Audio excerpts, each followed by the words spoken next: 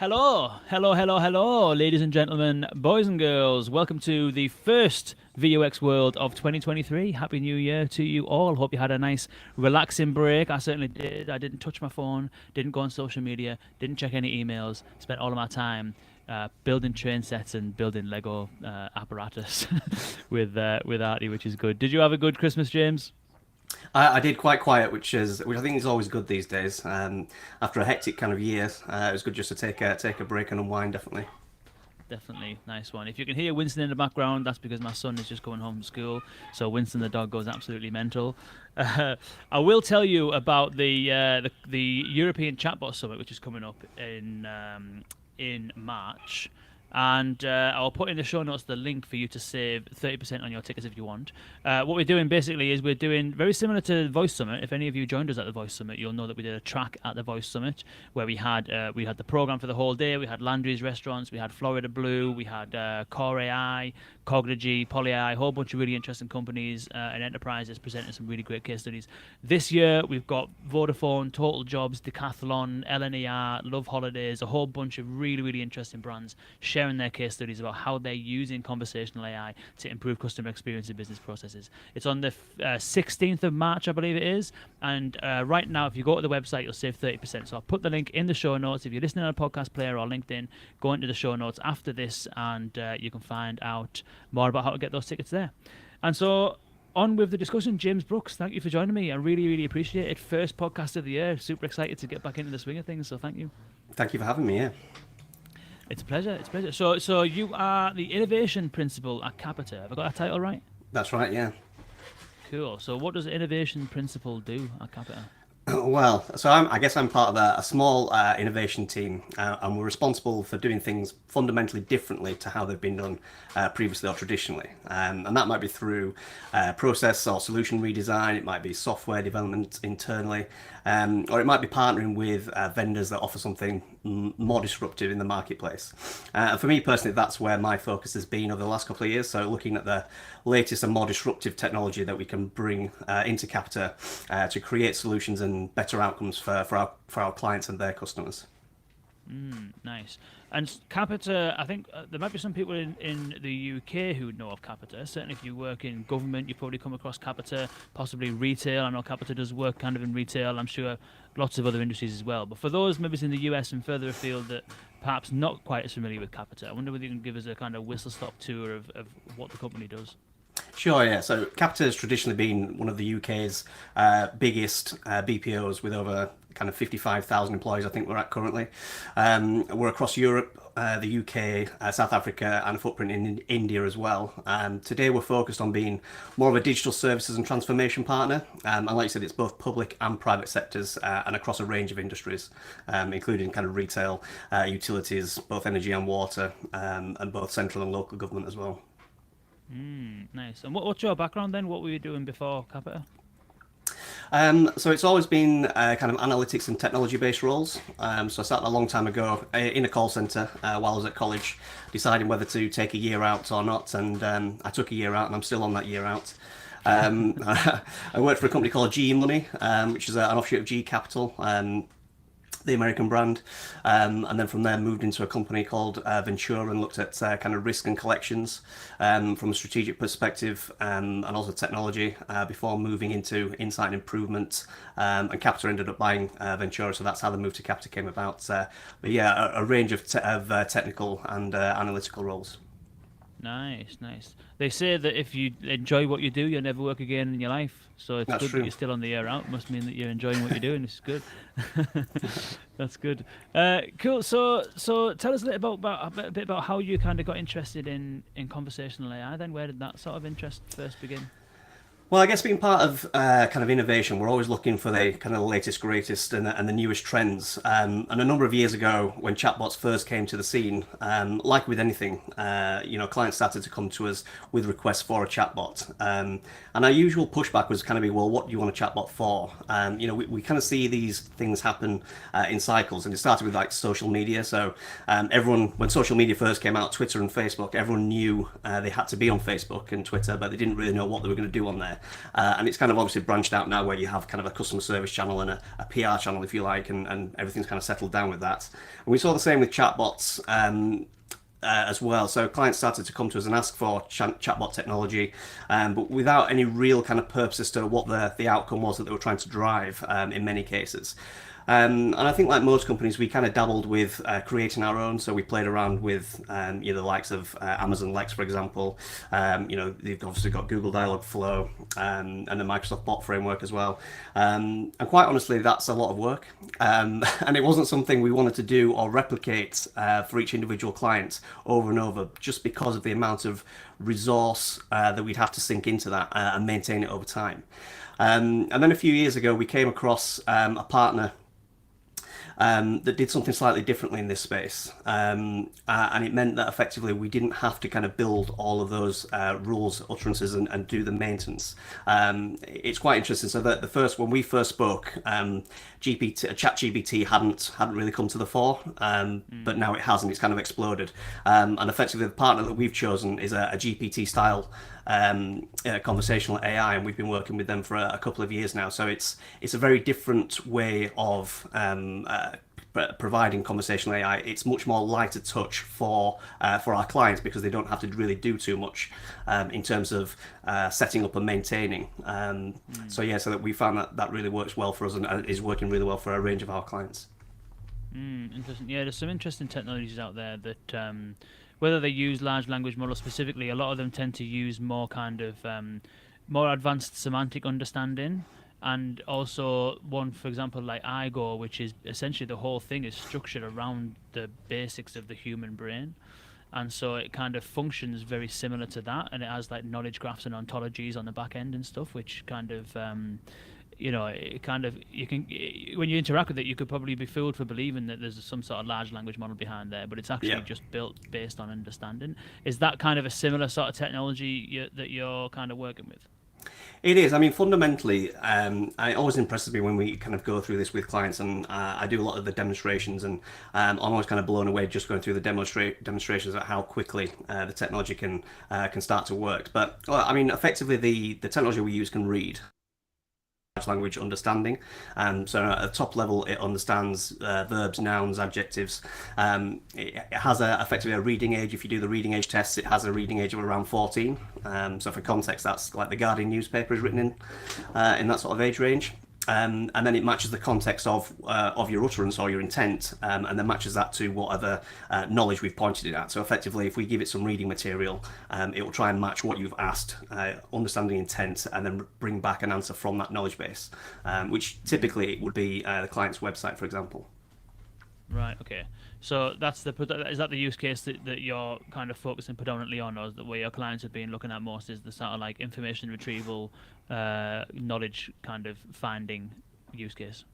Yeah, so I mean, the sweet spot is around kind of FAQs and simple transactions. Websites have just become huge repositories of information, and of human beings and consumers, have become much more around kind of immediate consumption. If we can't find it within the first few seconds, we kind of give up, even though the answer is probably there somewhere. So the chatbot technology is effectively a better way of retrieving that information in a conversational style, which feels very, very natural, which is what we want it to be. I mean, we're trying to push the idea of conversation being king. We want natural conversations, not kind of one word kind of Bill, where's my order kind of thing. We want to gather as much of a natural conversation, so it feels like you're still having an interaction with the brand rather than trying to just self-serve, if that makes sense. So a much more human-like interaction. Yeah, interesting. So with this technology, can you name the partner? Do you know who that is? Or Yeah, of course, yeah. So the partner is Conversations by Amy. Okay, Amy. I don't come across that. Conversations by Amy. Let me have a quick look at that. Yeah, I've never come across that. I mean, I've come across a few that sound very similar, which like Vlooper sounds fairly similar technology-wise. I think Ego, as I mentioned, sounds similar. Zero Shot Bot probably, but Zero Shot Bot is more transformer-based. So you've got this technology then that you can utilize for these kind of information retrieval use cases, and the aim, you said, was to basically allow clients to get set up easily without much heavy lifting. Does that understand that right? Yeah, exactly. So from a technical perspective, the only real reliance that we have on the client is to physically make the technology available through their website or through whichever channel they want to serve the customer. So whether that's Facebook, Twitter, WhatsApp, for example, typically is web chat kind of deployment, and it is available in app as well. But ultimately, once they've kind of made that available, and that's usually a quick process from the people that would do that. Technically, that's all we require from them. Everything else is then done on the Capita and partner side, where we obviously the technology reads the website. There's a team of linguists which then kind of contextualize the technology, understanding of the content that it's read. There might be some teaching of specific kind of client acronyms, for example, and then it's much more around just teaching it the utterances in as much volume as we can. So the understanding of the knowledge is generally always there very, very quickly. But as you'll be aware, the different ways that people will ask questions is the bit where we need kind of higher volumes of data. And typically, if we get to a decent point before we go live, and then the first kind of few weeks when you go live and you're having real conversations with customers, the learning curve is quite steep, and you see improvements very, very quickly. Yeah, interesting. So these days, if a customer or client comes to you and says, "I want a chatbot," Yeah. and you said that before, the question was why. Yeah. How has that question changed now? Now that you have some capability, like, or yeah, what's the conversation like now when a customer comes to you and says, I mean, we are very proactive, obviously, in pushing it because we now know the benefits that we think that the client will be trying to look for.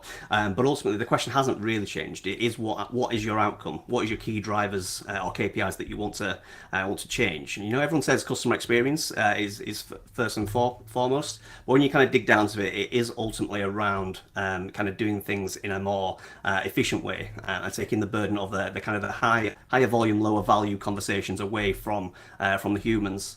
And the agents in the contact centres are operating a more of a self-service model through digital channels. So that typically is still the way. And it comes around to kind of which journeys does the client want versus what we think is appropriate for the bot to work through, and what is the best way to achieve the outcomes that they've set out ultimately. So you're in the innovation team, and you mentioned at the beginning that you're trying, you're exploring ways of, trying to help Capita do things a bit differently. You're trying to kind of, I suppose, modernize, for want of a better phrase. That, certainly in government, I know Capita has got a lot of long contracts, fairly legacy systems at play, and so it seems as though the idea of this is to kind of, investigate this emerging technology to be able to be ahead of the game so that you can continue to sort of be out in front in terms of providing value to clients and stuff. With it being the job of innovation to prove out those kind of value propositions, is this at a stage where it's still within innovation at Capita, or is this technology and these kind of conversations happening wider outside of your team and your division? Sure. So it has kind of evolved. So if you'd have asked me that 6 months ago, I would have said it's probably still within innovation.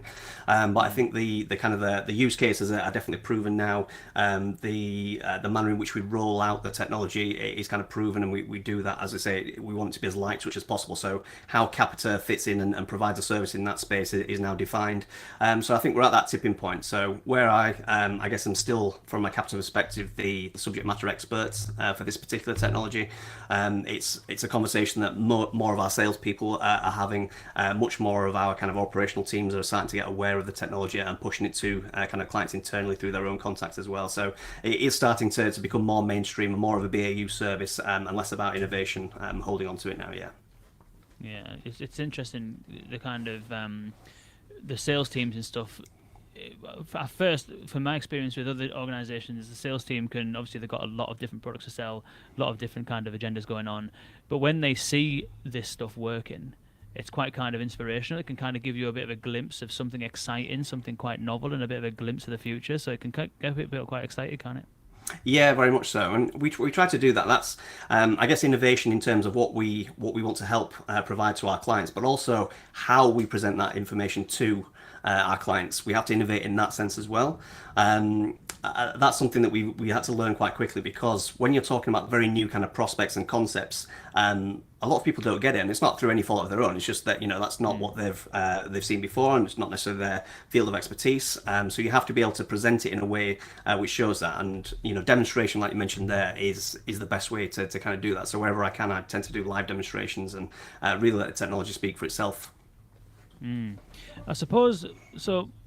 An interesting question to and I don't know your thoughts on this, but Capita as a BPO, it traditionally and historically has had kind of processes from businesses outsourced to it.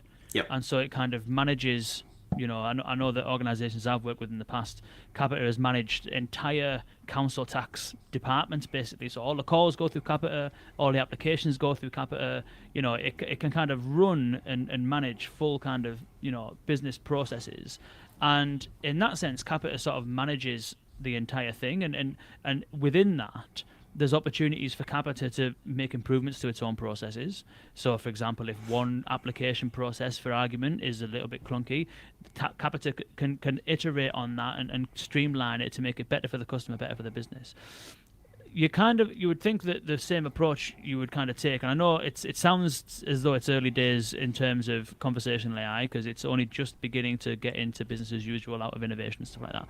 And so, with the technology partners that you kind of have, does it give you the flexibility to move outside of those FAQ use cases? I'm just thinking kind of long term from a Capita perspective. If a customer comes to you and says, okay, these FAQs are really great, we actually want people to be able to apply for a credit card or change their address or apply for this certain thing.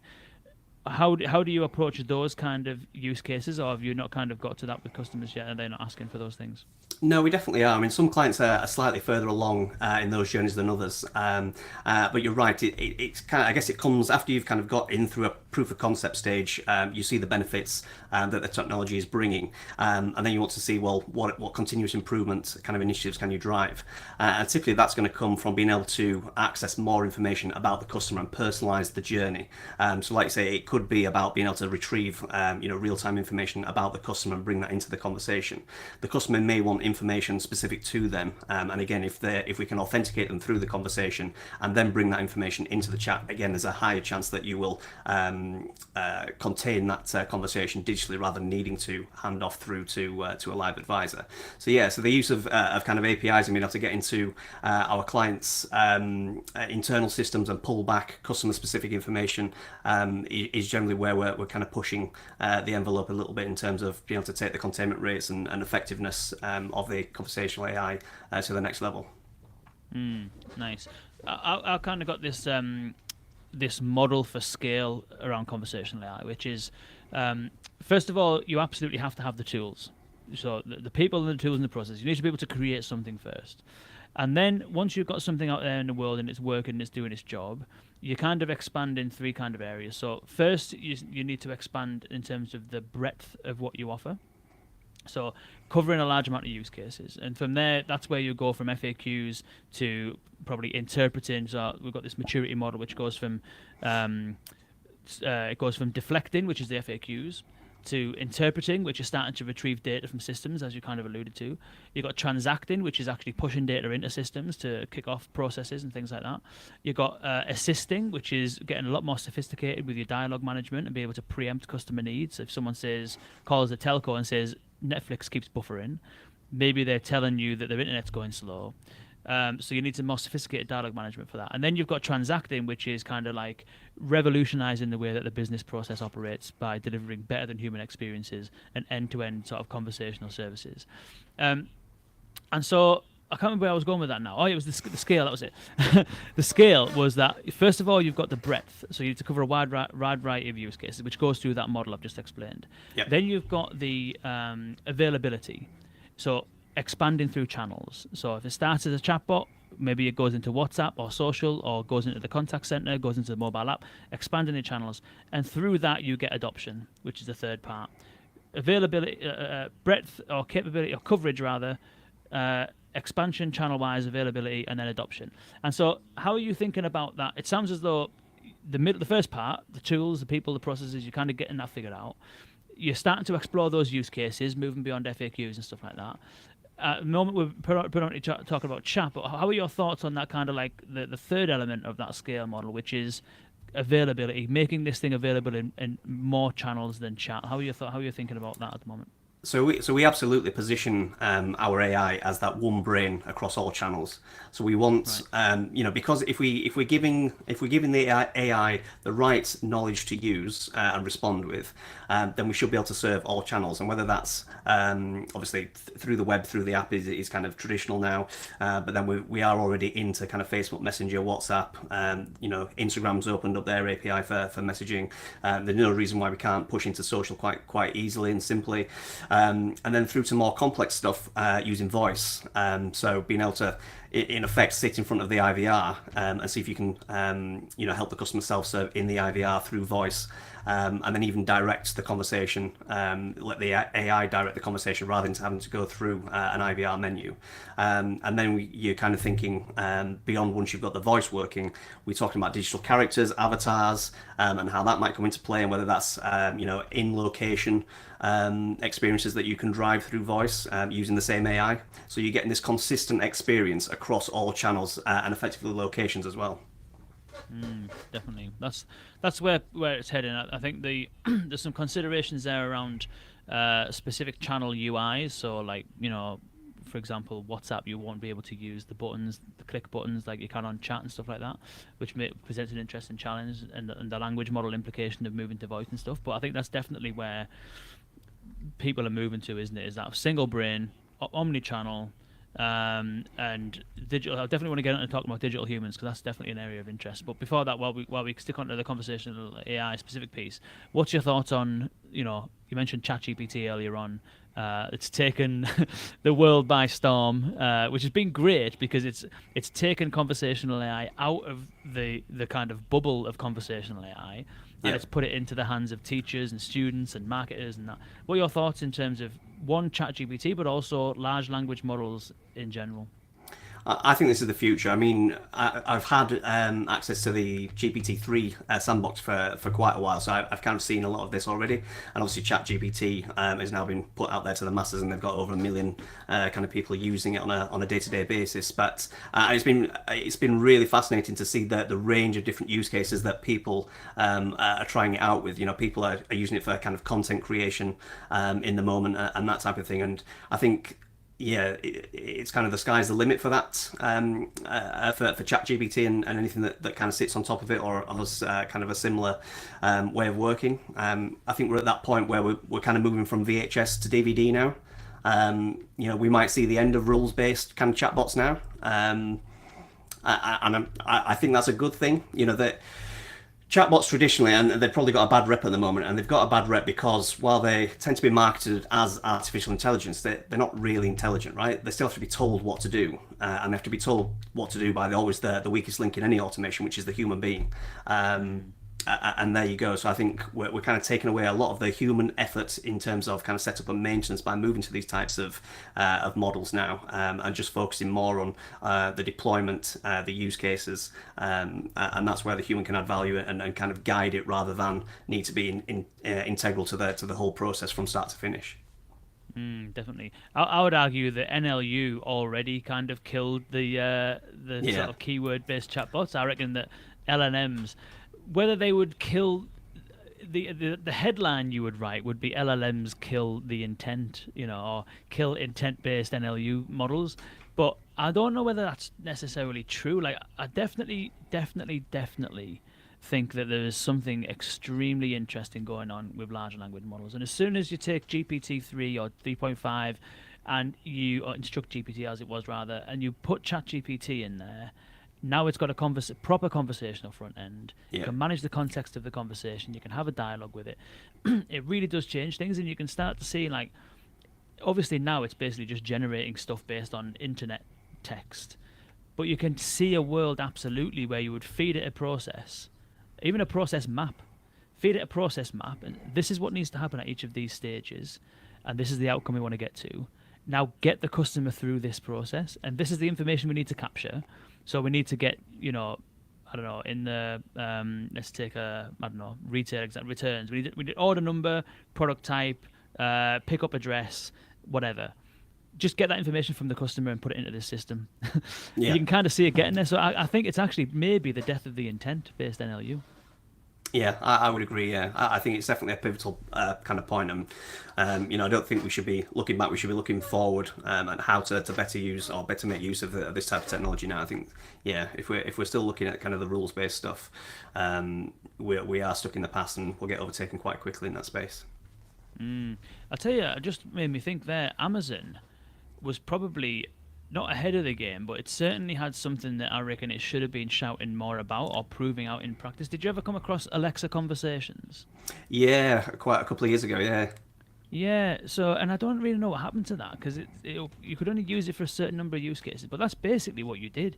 You just said, "This is the information I want to collect. Now go and manage the conversation," and it kind of did it, which is essentially it's a large language model understanding the formulation of conversation, and it just kind of it does it. Simple as yeah, that. yeah. No, you're right. Yeah, I Yeah, do remember that. Yeah, but it was never really kind of pushed out there, was it? It was never publicised with any great yeah. intent. Yeah. And I don't think it was necessarily even rolled out as a generally released kind of feature. It's when I kind of stopped working with Alexa right around the time when this was kind of going on. So maybe it did. I don't know. If someone does know that, please drop me a message because I'd like to see where it is now. Because it's yeah, interesting stuff. What about how are you thinking about sort of like obviously with these things? There's the potential for them to hallucinate. There's a potential for them to turn sour. We haven't seen that necessarily evidence with ChatGPT in terms of it being turning racist or whatever. Because I think there's a bit more controls in play, but it still can hallucinate, produce inaccurate output, and so up to now, my kind of thoughts have been sort of like it's good for creation, good for design, helping you with the design, but not so good for like production use cases. I don't know if you kind of got a difference of opinion on that from what you've been learning Uh, about it. Yeah, I mean, I think you're right in terms of at the moment he's got access to basically everything, right? Everything that's ever been put into kind of digital into the digital realm, and that can be quite scary.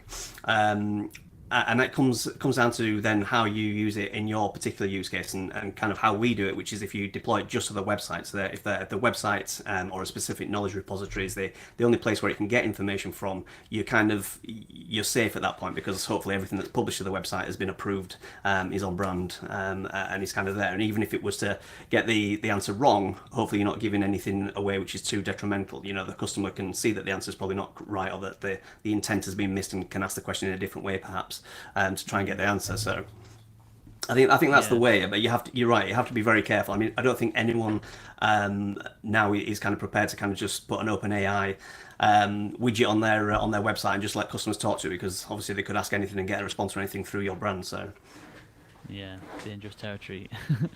um, but these things are very interesting. They're interested enough for customer service, customer experience kind of use cases. But they get even more interesting when you do couple them with something like a digital human, because I think I was having this conversation today with someone, and I think that people have got to a point now, not in all cases, but there's a good enough proportion of people that now understand what a chatbot is, and they're kind of not necessarily going to ask it the weather, not necessarily going to ask it, are you real? You might get that, but a lot of people have been trained now where their mental model is this thing does a specific job and I'll try and use it to get that job done.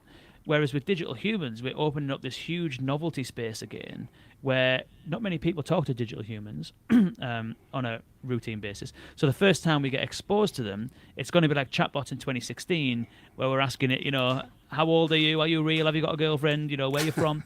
And it's kind of like, so the large language models I think could play a real interesting role there.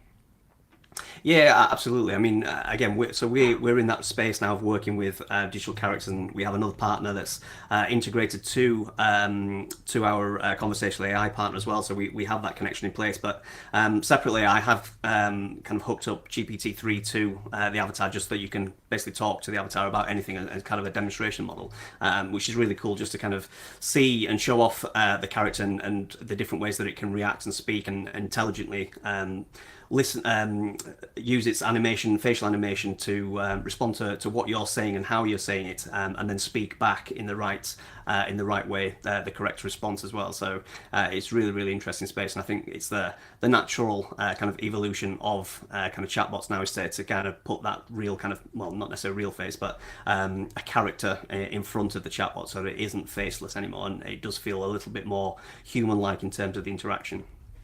It's interesting, isn't it?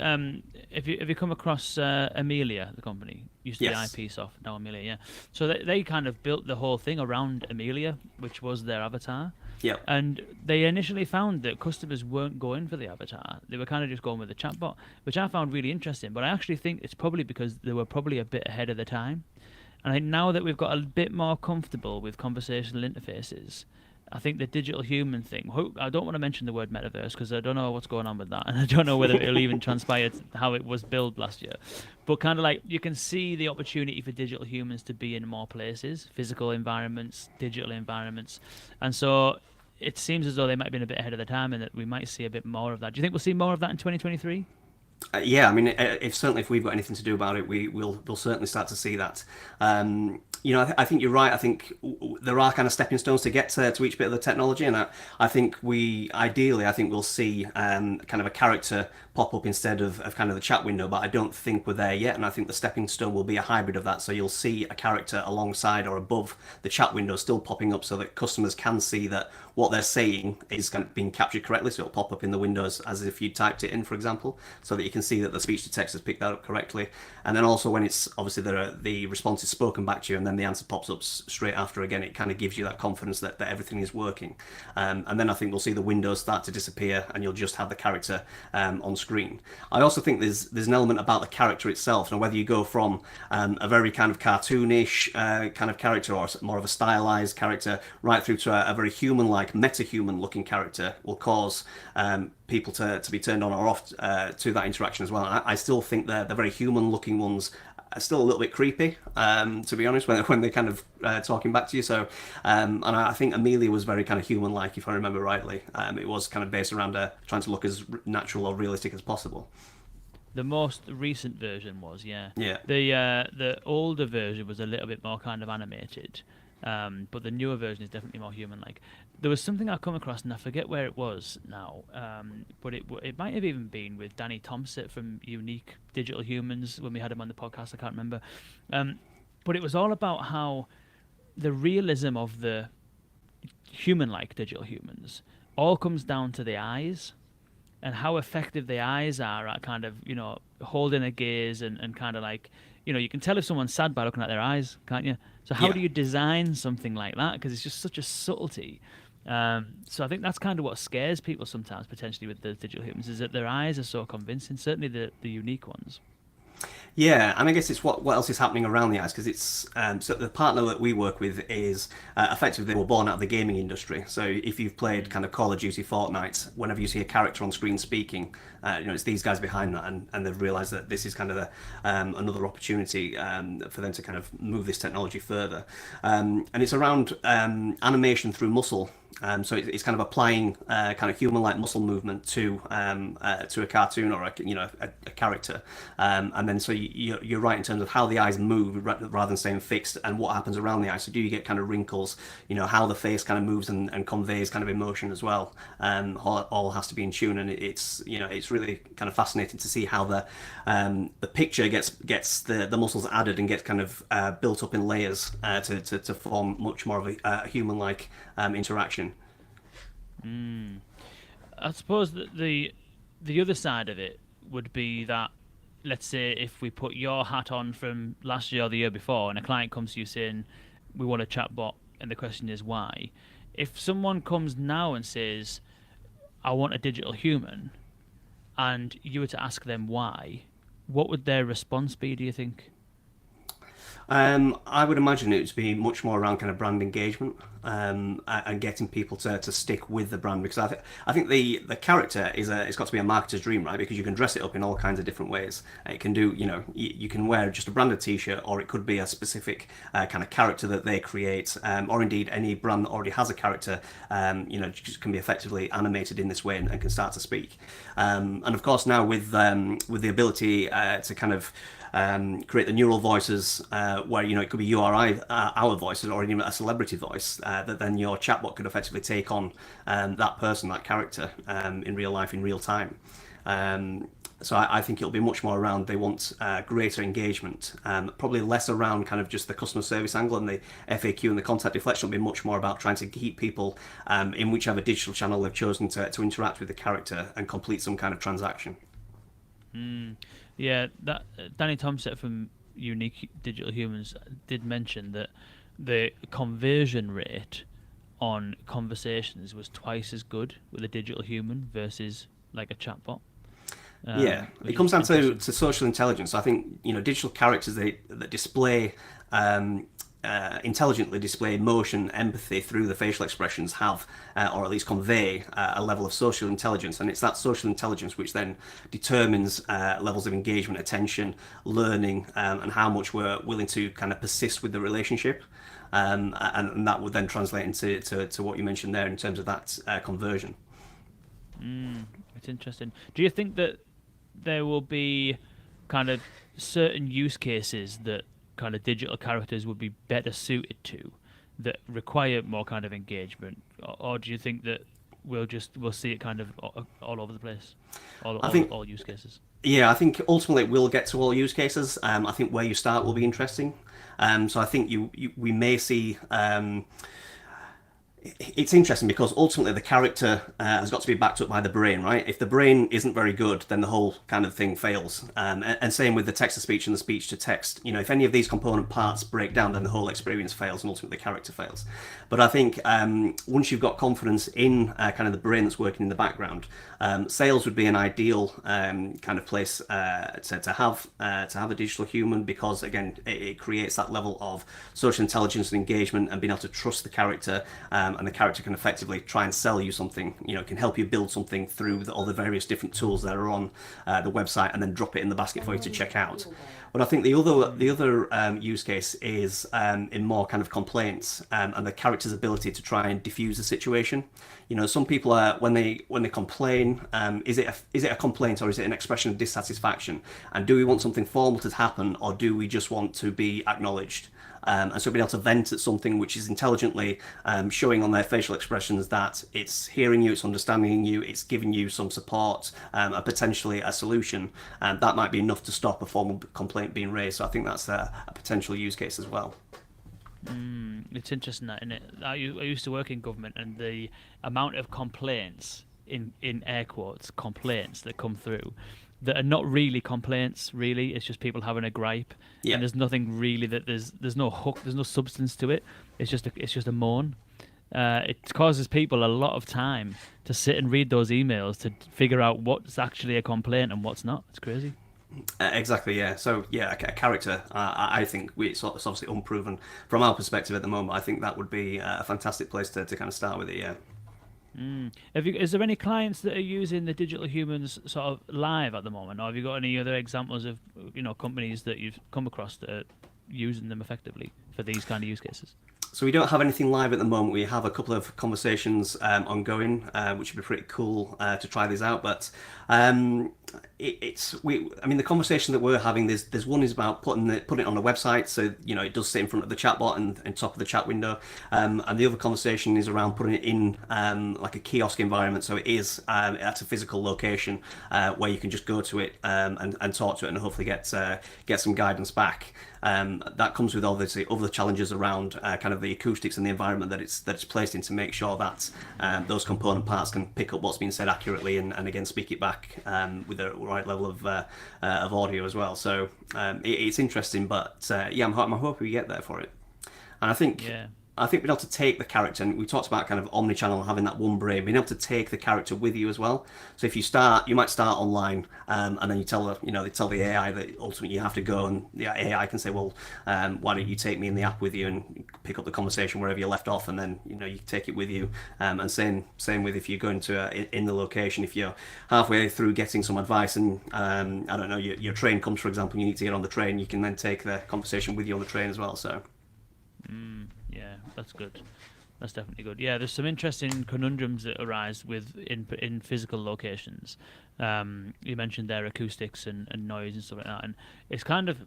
I hope that I don't know if it's 2023 that'll be the year, but at some point the kind of cost has to come down. Like we were talking to LNER, who did a trial in Newcastle train station of digital humans, and it worked well. It worked decent. There's a couple of dodgy videos on YouTube where it's not working, and people are like, moaning about it or whatever. But I think that must have been like at a specific rush hour time, because it was you could see that it was really noisy. But the reports from LNER itself is that it did fairly well, but they got a lot of learnings. And aside from obviously the ambient noise, the acoustic environment, and that kind of stuff, the thing that was prohibitive at the time was in scaling it across all these different surfaces. So, like in an ideal world, you'd have like 3 on every platform. Yeah. You'd have 4 or 5 in the terminal. You'd have 1 in the toilets. You'd have them all over the place. But you need the devices to house them, the operating systems, the internet connectivity, and there's a lot of stuff that's kind of around the digital human to take into consideration. So I'm hoping that kind of whether it's this year or next year, we see that kind of thing come down. But getting it on a website, I think, is probably a better place to start, isn't it? Because you're not dealing with any of that kind of like infrastructure, really. No, it's certainly in terms of a proving ground, it would make sense to kind of start there, because then you'll understand if people are willing to interact with it in the first instance, and obviously it's much simpler to deploy in that sense as well. And I think once you have proven it, then it makes sense to try it externally. And if you can get the hardware and the form factor around that done properly, then I think you'll have a kind of a fantastic experience between both digital and physical. Definitely. I've played around with the Unique. I've played around with Soul Machines, and I know Soul Machines have got something coming up which I think will be quite interesting. I don't know whether we can say about it, but like those ones from what I've seen are fairly decent. I have seen some others that are super high end digital humans. Soul Machines is really good. Unique is really good, but like I'm talking like, as you mentioned, like computer game style kind of animation, and there's a couple Sapien X, for example. They do some really good stuff. Like some of the designers design stuff for like Harry Potter and Avatar and stuff like that, and they're really impressive. Some of the others I've seen, because they're so high definition, they can be quite slow, quite big in terms of file size and stuff like that to sort of deploy. Like, is that something you've been sort of considering? Like, how do we make this an engaging experience? It's like a rich multimedia experience whilst making sure it doesn't sort of need a rapid internet connection to run. Like, is there any technical challenges like that you've kind of come across? Yeah, and it's probably one for the partner that we use in this space, and the partner is called Rapport, and it's a technical challenge which they've had to overcome before really launching their product. So we kind of launched with them in kind of December 2021, when effectively they'd cracked the point of being able to deploy this through the browser with no latency, so that you can have a real time conversation with a high definition kind of character, and get all of that experience through as you'd expect it to do so. So there are technical challenges, and it took them a while to kind of crack it, or at least get it to the place where they were happy with it, and so that we were happy with it as well. But it is there now. And of course, the more detailed the character, the more processing power required, and whether you can do as much of that in the cloud before pushing to the browser, I think, is the key. Yeah. I've never come across Rapport. I'm just on the website now. Yeah, it looks decent. Yeah. So what else do you think then is kind of coming up? We've spoke about large language models. Definitely think they're going to have a big impact. I definitely think I agree. We're going to see some use cases with digital humans hitting the web. What kind of, given that it's the first podcast of the new year, what kind of other things do you think we might see this year from a CX automation, from an innovation, from a AI, conversational AI kind of perspective? So it's interesting. I've just got back from CES. I was in Las Vegas last week, going to the mad show that is CES, and it's interesting. So From an AI perspective, everyone seems to be pushing a version of AI at the moment. It's interesting that BMW and Mercedes, they were looking at, I think BMW call it digital in motion experience or something along that lines. And Mercedes have kind of pushed it as like a coach. Effectively, it's going to be an AI which helps you both in the vehicle and outside the vehicle. So it becomes much more of a kind of a lifestyle sort of assistant that kind of follows you around. And LG had something similar as well with their kind of connected home devices, where it'll be proactively trying to assist you rather than just being there when you need it and you ask questions. You know, if the example that they kind of gave was if you leave your laundry in the washing machine and it detects you back in the kitchen after a while, it'll kind of say you might want to take that out the washing machine before it starts to smell and things like that. So I think we're going to see a lot more of a kind of this digital assistant kind of push from kind of the major brands, technology brands. It'll be interesting to see how these brands kind of partner as well.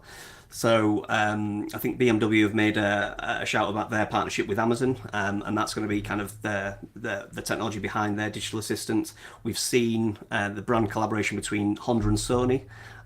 So it's interesting that the automotive industry is kind of cottoned onto the fact that software hasn't and isn't their kind of sweet spot, and they should be partnering with people who can do this really well. And if you put the two together, you've probably got something quite special. So that was interesting as well. We did see some of the digital human stuff as well out there. So again, we think that'll probably happen quite a lot in 2023.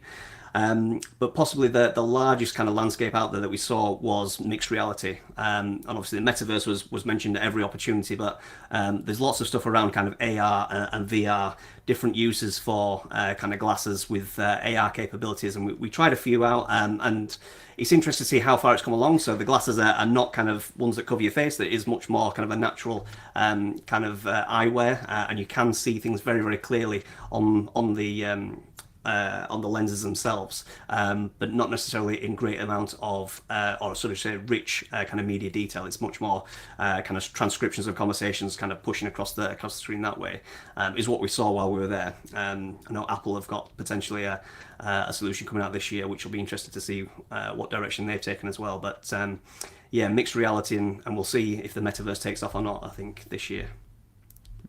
Interesting. Yeah, the mixed reality thing I can definitely understand. And when you were talking about BMW and Mercedes there, it's kind of like there's a challenge there that kind of like all of these companies, obviously, it's in their interest to try and build customer relationships, isn't it? Yeah. So, taking the relationship from the vehicle outside of the vehicle gives them an opportunity to build a stronger relationship. BMW has got a bunch of subscription services now, hasn't it, in the vehicles that you can turn on, like air conditioning by paying £5 a month or something like that. I don't know whether that will work long term or not, because it seems crazy. But but having said that, anyway, you want to take this experience outside of the car. And LG, same sort of thing. It's got devices. It's got stuff happening on them devices. How do you communicate what's happening and allow the user to engage with those devices? It seems to me as though what's missing is that core platform layer. Because otherwise you're going to get a notification from BMW when it detects someone's too close to your car. You're going to get a notification from LG on your phone when your washing's done. And you're going to get all these random notifications from all these random places, to the point where you're just going to be saturated and you're going to turn them all off, because it's like, it's not that much of a value add to know when your dishwasher's finished. So kind of like, it's almost like Alexa, for example, or a Google Assistant. Yeah. Is that kind of operating layer through which everything can surface. It's just whether or not those companies I know that Amazon's got the interoperability initiative, which might be what BMW is involved in, but it's almost like that seems for me to be the missing kind of piece, is that a layer for it all to go through, Yeah, definitely. I mean, each platform is going to want to have their own kind of ecosystem, which makes sense. But likewise, I think to some degree we saw this with the kind of the major cloud providers when they first took off. So Google, Amazon, Microsoft have slowly come together and decided that yes, we each have our own kind of sweet spot to some degree, and we are going to allow some interoperability between each of the different cloud services. So everything works that you want to work, because people will want to use different services from different providers to do that. I think we probably head for this to work. We have to head in a similar direction, in that there has to be that level of interoperability between smart devices, digital assistants, and we have the new Matter protocol which is coming out, which apparently everyone has signed up to and will allow kind of all kind of IoT devices to work across all of the different kind of platforms as well. So maybe that's the answer. And again, I guess we'll find out in time this year. I would expect we'll see how it's going to take off. If not. Yeah, we've got the EU as well, isn't it? The EU legislation, which basically said that like these digital assistants can no longer have the monopoly on the mic. Yeah. It's almost like the EU are trying to kind of get it to be more of an open mic, like pass the mic. But yeah, that's definitely what needs to happen. Like this, and I know that there's been the Amazon interoperability initiative, and I know the Open Voice Network are doing some stuff to try and define some standards and stuff. So it's all kind of there. And I suppose really, it's happening at a pace that's probably a bit more in line with customer behavior. Would you say? Like, I don't know if people are ready for that proactive, always on, ever present digital assistant that Amazon Alexa. I thought that Amazon Alexa would be in 2017. I think I was ready for it, but I was super keen about it. But I think the general public were just happy playing music. Yeah. Same thing with chatbots. Conversational AI for me. I think fast forward, I wouldn't like to put a year in it, but I've been saying 5 years. Every channel that a business has anyway is conversational. You look at messaging, email, website, in-person, mobile app. There's exchanges of information across all of those channels. It's more or less a version of a conversation. So having all of those channels conversational enabled makes perfect sense. So my kind of theory is that businesses will have the first touch point will be AI mediated across all channels. And I thought we would get there a lot sooner. So, what are your thoughts in terms of, like, either business readiness or customer acceptance or customer need? Do you think we're quite there from that point of view? I think it's probably going to take a couple of bigger brands to take that kind of leap. I think we are there. I think businesses are ready to adopt that if they're brave enough to do so. It's whether the customers are willing to interact in that way across all channels. But I think as long as you have that ability to get through to a live advisor still, and probably customers need to be better informed about how to do that. It's kind of the IVR. If you keep pressing 0 or star, you'll eventually get through to a human without having to go through the menu, right? Certainly we always advocate that if you talk to our conversational AI and you just say, I just want to speak to a human, you go through to a human. Now we might put a little buffer in there that says I can put you through to a human, but I'm really good at talking about these topics and list of topics to try and get the customer to engage and try and self-serve. But ultimately, if the customer says no, we will just kind of push you straight through to a live advisor. And I think if that option is still there, we can kind of see that take up quite quickly. But it will take some bravery more on the kind of the brand and business side rather than the customer side. I think customers will not do as they're told. That's probably not the right way to phrase it, but will, if they're kind of given that opportunity to have the conversation with an AI, they will ultimately take it and see if they can get the value out that they're trying to get to. Yeah. It's the old or is it nudge? I think it might be nudge. I forget the authors of that book, but it's that nudge theory. Oh no, is it nudge or is it? It might be nudge. Anyway, there's the whole kind of concept in psychology of people tend to try and avoid losses rather than seek gains. Yeah. And so people are a bit more defensive than they are offensive. It seems to me as though what we really need in the world is kind of what you've just said, which is more businesses to be on the offense rather than on the defense. And so hopefully we see a few breakthrough cases in this year. Well, obviously, on the interoperability side, we need to see a bit more than that. I'm kind of referring to the whole kind of omnipresent, omni-channel, AI mediated across all conversational channels kind of thing. That really is an opportunity. And Eno in the US is actually proving the value of that to really have a measurable and transformative impact on your brand. There's some Capital One customers that don't do anything other than engage with Eno. At what point does Capital One become Eno for a certain generation of people, So it's kind of like you need to be on the offensive, don't you, in this game at the moment? Yeah, I think you probably have to prove it in one channel and do one channel really, really well to kind of gain both confidence on the business side and also on the customer side, that it will work across multiple channels. Because like you say, most channels are conversational to some degree, if not completely. It's obviously no good if you're not doing very well in one channel to put something across all channels, which is not really very good, which would be consistent but not great. So yeah, I think prove it in one channel and then take the leap and start to roll it out across other channels. And I think you'll find that customers tend to appreciate the consistency as long as they understand that if they need to get to a human, they do have that option still. Definitely, definitely. Agreed. Nice one. James, it's been an absolute pleasure. Thank you so much for joining me. I really appreciate it. Thank you. People can find out more about Capita at capita.com. Is that right? Yes, that'll do. Yeah. Is there any other places you would send people, or any other resources or places where you'd recommend people go to either learn about this stuff or keep up to date with various news or whatever it might be? Any resources you'd recommend? Certainly, we're pushing out as much kind of thought leadership as we can through Capita. So you can search for these things on capita.com. You can search for me. I push some stuff through to capita.com as well, and articles will be kind of pushed there. Otherwise, I would stay on top of ChatGPT and search that across kind of Twitter and TikTok and see how people are using it and yeah, be amazed. Nice. It is amazing. It is pretty much amazing. We published, when was it? It was the other week. We published, it was 15 ways that conversation designers can use ChatGPT, like use it today, Yeah. which is really good. And VoiceFlow have just implemented AI Assist, which uses GPT-3, I believe it is, to demonstrate how this stuff could work in practice, which is really good. I definitely recommend people check that out. And we've got another one coming, which is a little bit more looking at the other side of it, like the risks involved in using these large language models in future. So that'll be interesting. But yeah, nice one. Appreciate it, James. Thank you so much. And if you Thank are you. still tuning in, do join us at the EU Chatbot Summit in Edinburgh on March the 16th. I'll put all of the details in the show notes. I just need to go and dig out the link and the promo code. You can save 30% off, and we're going to have an amazing day of networking, of information and knowledge sharing, and it's going to be amazing. So we'll see you there.